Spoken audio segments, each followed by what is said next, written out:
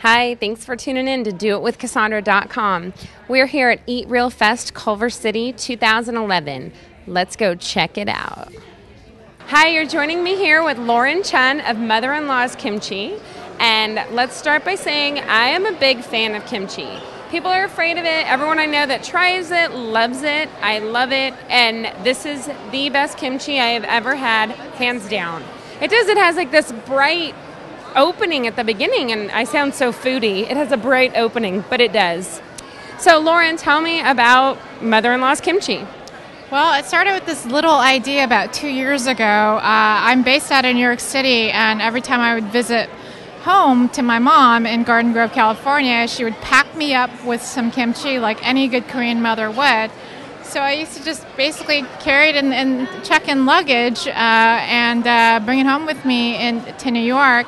And once my friends got a taste of it, they were totally impressed and said, well, how can we get some of this? So that's how it started. So, well, if it's your mom, why isn't it mother's kimchi? Why is it mother-in-law's kimchi? I know. Well, that name was taken. No, but seriously, it comes from the recipe. It comes from a place called Mother-in-Law's House, which is my mother's restaurant that was established in 1989. So it comes with a long history of a kimchi recipe that's been tried and tested many times.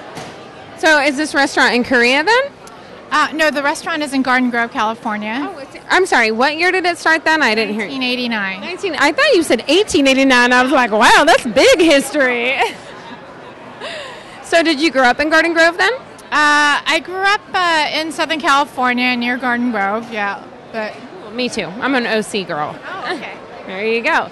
So now you're selling it on the East Coast. How are you marketing it out there? Where is it available on the East Coast? Well, I mean, one of my first accounts actually in New York City was Dean and DeLuca, which is amazing. Not bad for a starting level. So it's at Dean and DeLuca, Zabar's, it's at Whole Foods, and it's also at some of the specialty shops in Brooklyn. Marlowe and Daughters was one of the first ones, Court Street Grocer, Brooklyn Kitchen. But the response has been amazing, and just, people's just love for this high-quality kimchi, has been wonderful.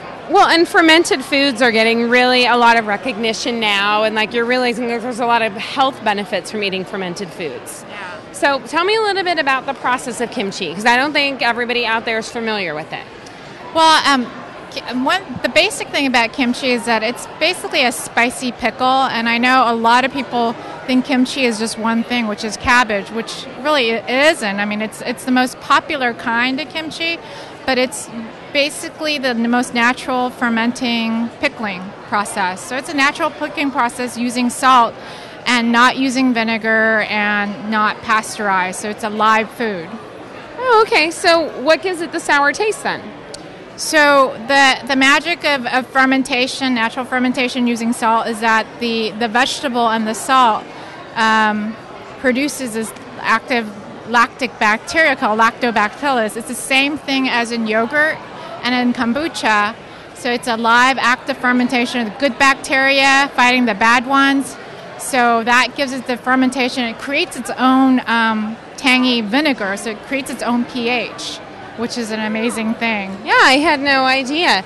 Okay, and then I noticed you have these really beautiful clay pots here, and you were telling me a little bit about them, but can you share with the viewer what they are? Yeah, so I'm using these pots because they are really a symbol of the way traditional kimchi in the fall that's made in Korea, kimjang, which makes the Napa cabbage kimchi so famous, is that so before there was refrigeration, you would have these, and these are really miniature pots, but you would have what would be equivalent to like one of those large commercial trash can, gallon size. So like a huge amphora or what you would call it, and they would be dug underground and kept once you had your stuffed cabbage and put it, dug underground and buried, and to prevent it from frost and the cold winters in Korea, but you kept it at a cool, constant temperature, like you would much like a wine cellar or like a cheese aging cave. So it's like a kind of a cave system, but for your fermenting cabbage. And then when would you finally dig it up?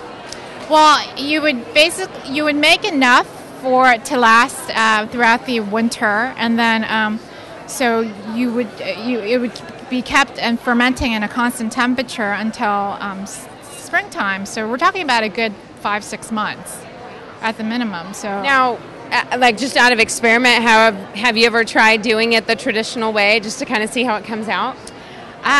Not since there was refrigeration, but well, no, but I meant like just for you, like out of curiosity.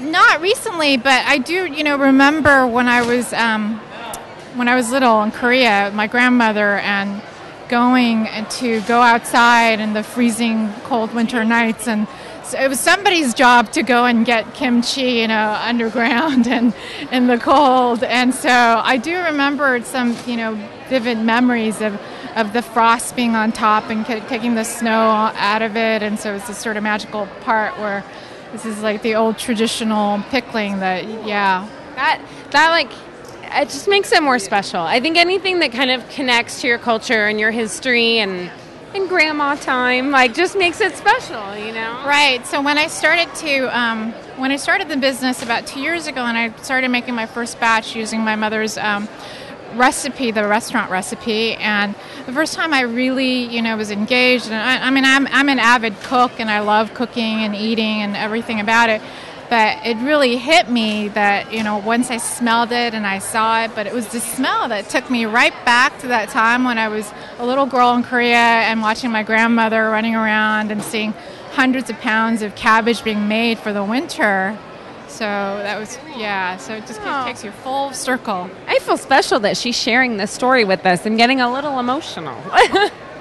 So what did you like do before Mother-in-Law's Kimchi? Like, how did you, like, were you working in culinary before, or like? Yeah, what's interesting is that I was working in the wine business. That was my other passion. I was working in the wine business. I was always doing marketing, but I thought that my love of food was really, I embraced it after I went to Europe for the first time backpacking, and my love of Italian and French cooking and wines and so forth. So I didn't really consider going into business selling kimchi or Korean food. It was not really on the radar at all. So the fact that it's going to come full circle, and the fact that I'm being able to share kimchi, which is so traditional, but be able to share it in the mainstream and have people really understand it as a fine handcrafted food, traditional food product, much like cheese and wine, that's really just, I feel like I really have found my voice.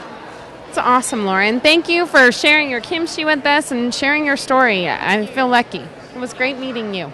And if you want to find out about her kimchi, you can check out the website at the end of this video. Thanks.